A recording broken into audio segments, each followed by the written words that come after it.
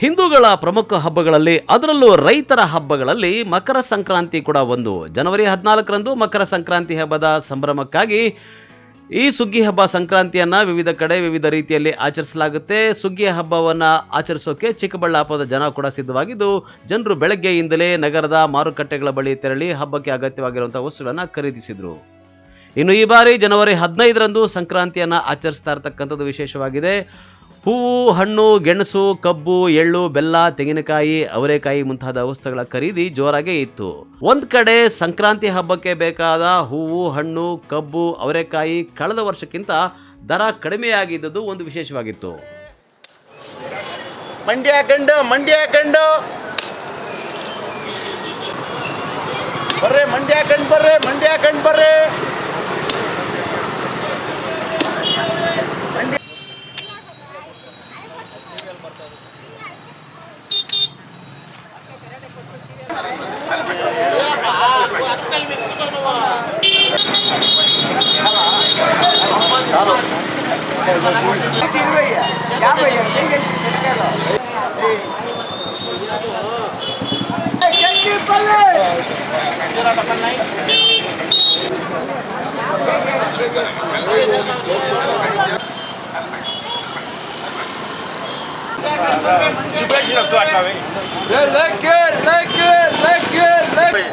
ఉల్లిగడ్డ ఉండేది నార వచ్చేది కాదు, అది 50 రూపాయలు.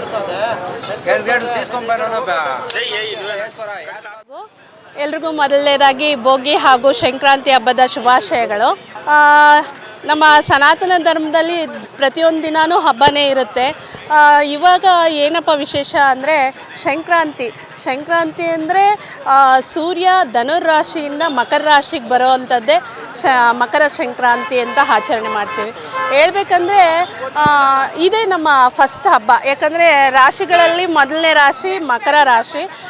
ಹಂಗಾಗಿ ಇದು ನಮ್ಮ ಮೊದಲನೇ ಹಬ್ಬ. ಇದು ರೈತರ ಹಬ್ಬ ಅಂತ ಕೂಡ ಹೇಳ್ತಾರೆ. ಇವಾಗ ಸಂಕ್ರಾಂತಿ ಹಬ್ಬಕ್ಕೆ ಪರ್ಚೇಸ್ ಮಾಡೋಣ ಅಂತ ಬಂದೆ. ಹೋದ ವರ್ಷಕ್ಕಿಂತ ಈ ವರ್ಷ ತುಂಬ ಕಮ್ಮಿನೇ ಇದೆ ಬೆಲೆ. ಮಾರ್ಕೆಟಲ್ಲೆಲ್ಲ ತುಂಬ ಜನಗಳು ಕಮ್ಮಿನೇ ಇದ್ದಾರೆ. ಮೇ ಬಿ ಸಾಯಂಕಾಲದ ಮೇಲೆ ಬರ್ಬೋದು. ಪ್ರತಿಯೊಂದು ಹಬ್ಬನೂ ನಮ್ಮ ಹಿರಿಯರು ಮಾಡಿರೋದು ಒಂದು ಸೈಂಟಿಫಿಕ್ ಆಗಿ ಮಾಡಿರ್ತಾರೆ. ಆಗಿನ ಸೀಸನ್ಗೆ ಏನು ಬೇಕೋ ಅದನ್ನು ನೋಡಿಕೊಂಡೇ ಒಂದು ಡಿಸೈನ್ ಮಾಡಿರ್ತಾರೆ. ಆ ಊಟ ತಿಂಡಿ ಆಗಲಿ, ಎಲ್ಲ ಹಬ್ಬಕ್ಕೂ ಒಂದೇ ತಿಂಡಿ ಮಾಡೋದಿಲ್ಲ, ಎಲ್ಲ ಹಬ್ಬನೂ ಒಂದೇ ಥರನೇ ಮಾಡೋದಿಲ್ಲ. ಆಚರಣೆಯಲ್ಲೂ ಡಿಫ್ರೆಂಟ್ ಇರುತ್ತೆ, ಮತ್ತು ತಿಂಡಿ ತಿನಿಸಲ್ಲೂ ಡಿಫ್ರೆಂಟ್ ಆಗಿರುತ್ತೆ. ಈಗಿನ ಸೀಸನ್ನಲ್ಲಿ ಸ್ಕಿನ್ ಎಲ್ಲ ತುಂಬ ಡ್ರೈ ಆಗಿಬಿಟ್ಟಿರುತ್ತೆ. ನಮಗೆ ಮೇಲೆ ಕಾಣೋದು ಸ್ಕಿನ್ ಕಾಣುತ್ತೆ, ಬಟ್ ಬೋನ್ಸ್ ಸಹ ತುಂಬ ಡ್ರೈ ಆಗಿಬಿಟ್ಟಿರುತ್ತೆ. Oil content ಬೇಕಿರುತ್ತೆ.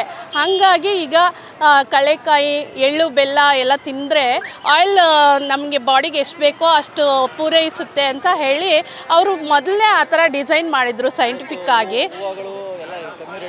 ಎಲ್ಲ ತುಂಬ ಕಮ್ಮಿ ರೇಟ್ ಇದೆ, ಹೋದ ವರ್ಷಕ್ಕಿಂತ ತುಂಬಾ ಕಮ್ಮಿ ಇದೆ. ಈಗ ಹೇಳಬೇಕಂದ್ರೆ ಇದು ರೈತರ ಹಬ್ಬ ಅಲ್ವಾ, ಆ್ಯಕ್ಚುಲಾಗಿ ಅವರು ಮಕ್ಕದಲ್ಲಿ ಚಿರುಮಂದಹಾಸ ಇರುತ್ತೆ. ಈಗ ರೇಟ್ ಕಮ್ಮಿ ಇರೋದ್ರಿಂದ ಪಾಪ ಅವ್ರು ಸ್ವಲ್ಪ ಡಲ್ ಇದ್ದಾರೆ. ಮೇ ಬಿ ಸಾಯಂಕಾಲದ ಮೇಲೆ ಎಲ್ಲರೂ ಬರ್ಬೋದು, ಎಲ್ಲರೂ ಕೆಲಸಗಳ ಮೇಲೆ ಹೋಗಿರ್ತಾರಲ್ಲ, ಬರ್ಬೋದು.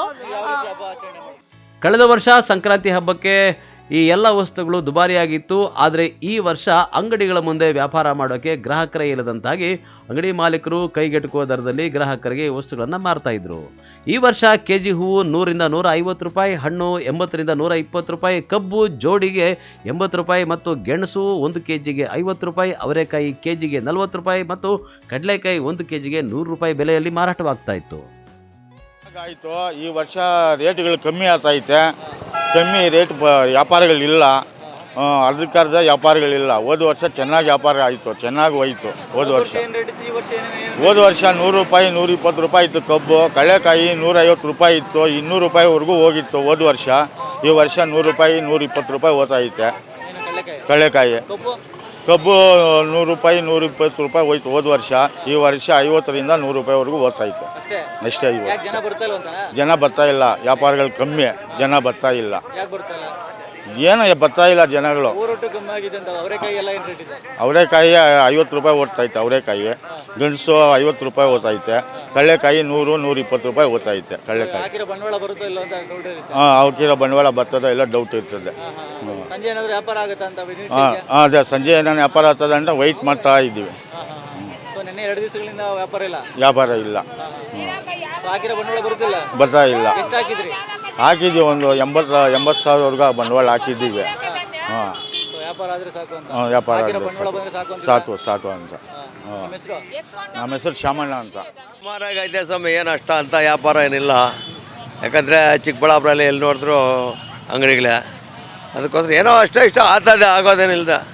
ಗೆಣಸುಗಡ್ಡೆ 40-50 ಮಾರ್ತಾಯಿದ್ದೀವಿ. ಕಳೆಕಾಯಿ 100ರಿಂದ 120 ಮಾರ್ತಾಯಿದ್ದೀವಿ. ಅವರೆಕಾಯಿ 40-50. ನೆಕ್ಸ್ಟ್ ನಮ್ಮ ಹತ್ರ ಇನ್ನೇನು ಇಲ್ಲ. ಗೆಣಸು ಕಬ್ಬು ಅದು ಇದು ಹೆಂಗೆ ಮಾರ್ತಾರೆ ಏನೋ. ವ್ಯಾಪಾರ ಸುಮಾರಾಗೈತೆ ಸ್ವಾಮಿ. ಇಲ್ಲ, ನಾವು ಜಾಸ್ತಿ ಆಗ್ಬೋದು ಅಂದ್ಕೊಂಡಿದ್ವಿ. ನೆನ್ನೆ ಒಂದು ಅರ್ಧ ಆಗೈತೆ, ಇವತ್ತು ಒಂದು ಅರ್ಧ ಆಗ್ಬೋದು ಅಂದ್ಕೊಂಡಿದ್ವಿ. ಒಂದು 60% ಆಗ್ಬೋದು ಅಂದ್ಕೊಂಡಿದ್ವಿ. ನೋಡ್ಬೇಕು ಸ್ವಾಮಿ, ಇನ್ನೂ ಏನಾಗುತ್ತೋ ಏನೋ. ಸುಮಾರಾಗಿ ಬರ್ತಾವ್ರೆ ಸ್ವಾಮಿ. ಇಲ್ಲ ಏನು ನಮ್ಗೇನು ಗೊತ್ತು ಸ್ವಾಮಿ, ಜನಗಳಿಗೆ ಗೊತ್ತು. ನಿನ್ನೆ ಎಲ್ಲ ತಗೊಂಡೋಗವ್ರೆ, ನಾಳೆ ರೇಟ್ ಜಾಸ್ತಿ ಆಗ್ತದೆ ಅಂತ. ಅದಕ್ಕೋಸ್ಕರ ಇವತ್ತು ಬರಬೇಕಿನ್ನ ಮಧ್ಯಾಹ್ನದ ಆಚೆ ಬರ್ತಾರೆ. ಇನ್ನೂ ಸ್ವಲ್ಪ ಲೇಟಲ್ಲ, ಸಾಯಂಕಾಲ ಜಾಸ್ತಿ ಆಗ್ಬೋದು ಸ್ವಾಮಿ. ಈ ವರ್ಷ ಜನವರಿ 14 ಮತ್ತು 15 ಎರಡೂ ದಿನಗಳಲ್ಲೂ ಸಹ ಸಂಕ್ರಾಂತಿ ಹಬ್ಬವನ್ನು ಆಚರಿಸ್ತಾ ಇದ್ದು, ಹಬ್ಬದ ಸಂಭ್ರಮ ಎಲ್ಲ ಮನೆಗಳ ಮುಂದೆ ರಂಗೋಲಿ ರೂಪದಲ್ಲಿ ಮನೆ ಮಾಡಿತ್ತು. ಕ್ಯಾಮ್ರಾ ಪರ್ಸನ್ ಪ್ರವೀಣ್ ಜೊತೆ ಕಳವಾರ ಅರುಣ್, MMTV ನ್ಯೂಸ್, ಚಿಕ್ಕಬಳ್ಳಾಪುರ.